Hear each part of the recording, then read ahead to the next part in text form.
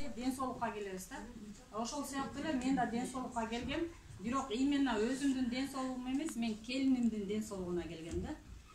Келиним ошо боюндарда Москвада жүргөн, негизи үйлөнгөндө 1 айдан кетип калышканда, ошол жактан 8 ай болгондо келишти бул жакка. Келгенден эле 1 жумадан аябай шишип кетти да. Анан биз берге апарып көрсөткөндө булар принимать этпейт экен, себеп дегенде биз азыр жоопкерчилик албайбыз депчи. Анан анализдерин тапшырып ошентсек нормально почкасына бардырып койду, бирок досконально айткан жок да. Ошентип аткан учурдан эле схватка болуп больницага барып калдык. Больницага прям роддомго киргенде текшерип көрүп, мачасын алып эле андан кийин почечный давление деп чыкты да. Ошол жерден чуркап, аябай ары чуркап, бери чуркадык, туура пандемиянын убагы болчу, эч кимди киргизбейт. Бая алып кирип кеткен боюнча эле мен сыртта турам эшикте, мага моңдай эле списокто алып чыгып берип атты да. Келиниңиздин почкасы өтө серьезный, төрөй албайт азыр, но дарын алып келиңиз деп. Ошол жерде чуркап аптекага барып алып келем.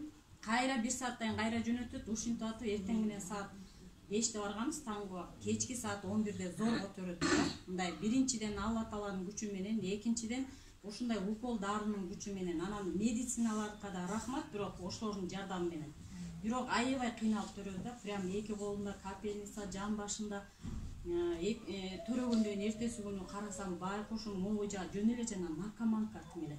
Өзү да сары, келиним анан бияктар көк ала да. Ошо менен төрөп чыккандан кийин деле, бирок эскертти да ошол жерден бунун бөйрөгү өтө серьезный, жакшылап дарылап туруп, эгер экинчи баланы төрөсө, ни в коем случае деди да, без лечения болбойт. Лечение алып строго анан кийин төрөсүн депчи. Анан биз эмне кылабыз, үйгө келдик, антиминти 40 чыгардык. Андан кийин деле шишип көп эле, обычно бала эмгискен келин аял эмне болот? Арыктайт күндөн күнгө, баарыбыз башыбыздан өткөн да. А мен келиним күндөн күнгө толуп кетип атты да.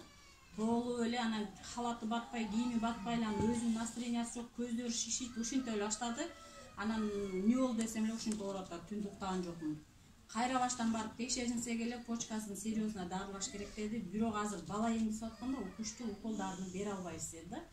Эмне кылышыбыз керек дегенде диетага отурсун деди.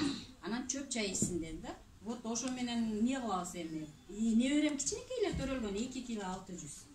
Анан ошондо келатып ойлонуп, анан чөп чай берсем, витамин жок ал жакта. Эми кандай кылам? Витамин өзүнчө алып берем. Деп анан ошого чейин мен деле Smart & Rich'ти уккан, компаниянын чай, кофе витаминдештирилген деген уккан, бирок почему-то маани берген эмесмин да. Анан Кудай Таалам мен башыма салдыбы ушул келатып ойлонуп эле, бизде деген чөп чай ич деп койду, диетага отур деп койду. Smart & Rich компаниясы бар деп деле чай, кофе витаминдештирилген деп деле так чай ичип атабыз деп эсиме салып, анан эртеси эле күнү келип ушул жерден полностью маалымат алдым. Азыр мына сиздерге сонун продукцияны айтып берди. Ушул продукцияны уккандан кийин эле полный контракт кылып үйгө алып кеттим да продукцияны. Анан бул жерде врачтар да отурат го, ошолорго жаздырып алдым. Менин келиним бала эмгисет, эмне беришим керек деп. Ошону алып барып эле берип баштадым. 1 жумада көзүнүн астында шишип кетти. Себептен эле күндө эртең менен турганда көз шишип калчу да. Ошол шишиги кетти. Экинчиден бая күндөн күнгө акырындык менен балансировать эттик, бая бириси кетип калыбына келип 2,5 ай дегенде өзүнүн калыбына келди. Баш шишип көп кетип аткан нерсе калыбына келип, бая батпаган халаты көйнөктөрү кайра батып калды да. Анан эң негизгиси көңүл ачылды. Бая күлүп жайнайын, бая биз көп нерсени байкабайбыз да. Күлүп жайнап эле жакшы болуп калды. Ошонун учурунда билбей калдык да. Анан бая басылгандан билбей калабыз да. Ошо ойдон калды, анан бир убакта неберем бирге чыга эле кезде эмне болуп калды да. Кыйналып эле айта албайт, 2 күн, 3 күн, 4-күн ай эмне болду айтчы, мама бирдеме айтайын дедим эле дейт, айта албайт. Көрсө боюнда болуп калды. Вот врач айткан, төрөгөнгө болбойт деген. Серьезный дарыланып анан төрө деген да. Эмне кылам мен алдырышым керек деп отурайбы. Ай сен эмнеге алдырмак элең? Барып текшерип көр. Кудай Таалам баланы бергенден шифасын кошо берет. Сен эч переживать этпе. Главное тур барып анализ тапшыр деп жөнөттүм. Ошол анализди биринчи гос лабораторияга тапшырды. 2 күндөн өзү сүйүнүп келди да. Мама мен бөйрөгүм сонун болуп калды депчи. Анан биз ишенбей кайра Банецкийге тапшырдым да. Бир эле мачасын 900 сомго тапшырды.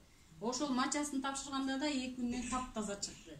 Вот ортодо мен бир дары берген эмесмин. Только ушул чай, кофени тынымсыз, горячий шоколадты без конца токтоткон жокмун. Ошентип берип атып эле алган результатыбыз мощный болду. Азыр 5 ай болуп калды боюнда. Мына Кудайга шүгүр.